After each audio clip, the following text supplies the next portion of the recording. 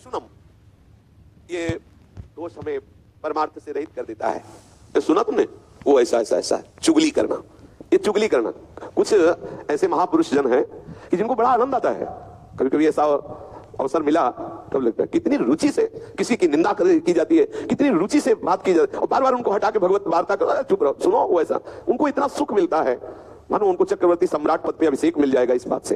देखो, अपने परमार्थ मार्ग के साधक हैं, अपनी कोई निंदा करे तो उसकी भी हमें निंदा नहीं करनी, उसके द्वारा जो हृदय में जलन होती चुपचाप सह लेना है, पर किसी की निंदा नहीं करना। कोशिश करो किसी और की निंदा आपको सुनने को ना मिले, कोशिश करो आपको अपनी निंदा सुनने को मिले। कोई निंदा कर रहा है तो आप कान को कहो सुनो, क्योंकि जलेगा हृदय ना, और जब हृदय जलेगा तो फिर सही हो जाएगा। अगर अपनी निंदा हो रही तो कान में उंगली मत डालना, जरूर सुनना, लेकिन जब किसी की निंदा होने लगे तो कान में उंगली डाल लेना। जब अपनी प्रशंसा होने लगे तो कान में उंगली डाल लेना, जब दूसरे की प्रशंसा हो रही तो उंगली हटा लेना, तो अंदर तुम्हें पता चलेगा कि क्या है तुम्हारी स्थिति। दूसरे की प्रशंसा सुनकर आनंदित होना, यह हमारी साधुता के मार्ग में लाभदायक है। अपनी प्रशंसा सुन करके हृदय में सकुचाहट आ जाना, मैं अधम मैं कैसा, यह है परमार्थ का स्वरूप। अपनी निंदा सुन करके आनंदित होला, देखो प्रभु ये ठीक कह रहे, ऐसा ही मैं हूं। दूसरे की निंदा जब बात हो तो कान में उंगली डाल लो, नहीं नहीं हमें नहीं सुनना। बोलना तो है ही नहीं किसी के विषय में, पर चर्चा ही हमें दोष से युक्त कर देती है। भगवत चर्चा छूटी, जहां किसी की चर्चा तहां कोई न कोई अपराध बन जाएगा, वाणी का अपराध बन जाएगा, हम निंदा कर बैठेंगे। ये दूसरे की बातें देखी सुनी चुगली करना है, बिल्कुल ठीक नहीं है। एक दूसरे के विषय में वार्ता करना परमार्थ की हानि की बात है। जब एक दूसरे मिले तो बोधयंता परस्परम, भगवत चर्चा करें। श्री स्वामिनी जी के रूप गुण का, उनकी लीला का, उनके हास परिहास का वर्णन करके हम अपने मन को निर्मल करें, आह्लादित करें। ये चुगली करना ठीक नहीं है। शास्त्र आदेश करता है कि ये जो चुगली करने का स्वभाव इसे छोड़ो, क्योंकि इसके छोड़ने से आपका हृदय निर्मल होगा। ये वो सद्गुण है जो भगवान को अधीन कर लेते हैं। हमें किसी के विषय में नहीं बोलना, यहां तक कि अपने को सता रहा हो तो धर्म कहता है कि उसका भी परिचय मत बताओ। तो ये बड़ा सूक्ष्म विषय धर्म का है। जब धर्म स्वरूप बैल को जब परीक्षित जी ने देखा कि उसके चरण टूट गए हैं, तीनों एक चरण से चल रहा है और एक पुरुष प्रहार भी कर रहा है, पूछा बैल से जो धर्म रूप में था कि आपको दंड कौन दे रहा है? तो बोले इसका ठीक निर्णय नहीं किया जा सकता कि कौन दंड दे रहा है। जैसे जैसे वार्ता हुई परीक्षित जी समझ गए धर्म है, क्योंकि धर्म कहता है कि अपने को भी जो सता रहा है उसका भी परिचय न बताए, क्योंकि वो कोई ना कोई मेरा कर्म ही है जो उसको प्रेरित करके आया है और मुझे दुख दे रहा है। वो बेचारा तो निमित्त मात्र है, वो थोड़ी हमें दुख दे रहा है। कोई ना कोई कर्म, को न काहू के दुख सुख कर दाता, निज कृत कर्म भोग सुन भाता। अगर कोई हमें आकर के पीट रहा है तो सच्ची मानिए हमारा कर्म ही कोई उसके ऊपर बैठ गया और वो आकर हमें पिटवा रहा है, हम उसका भी विरोध नहीं करते। यही तो साधुता है। इन्हीं सद्गुणों से तो प्रभु रीझ जाते हैं, प्रभु प्रसन्न हो जाते हैं। हमें ये बात धारण करनी है हृदय में। प्रभु के मार्ग में चलने का आपका उद्देश्य है तो आप चुगली करना छोड़ दीजिए।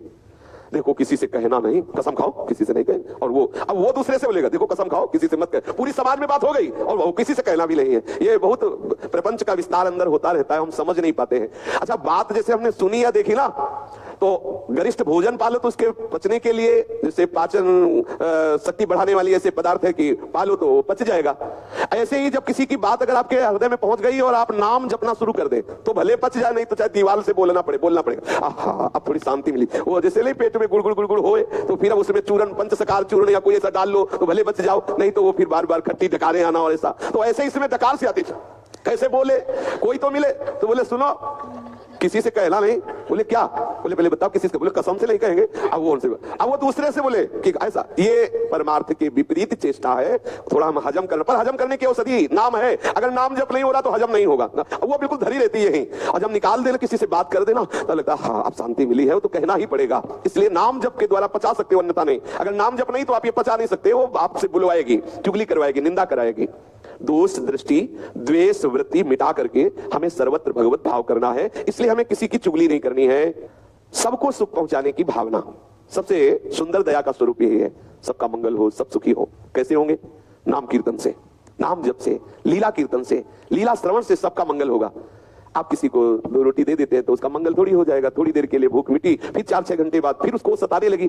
वास्तविक दया का स्वरूप क्या है? सबका मंगल हो, सब सुखी हो, सब आनंदित हो। तो किससे होंगे?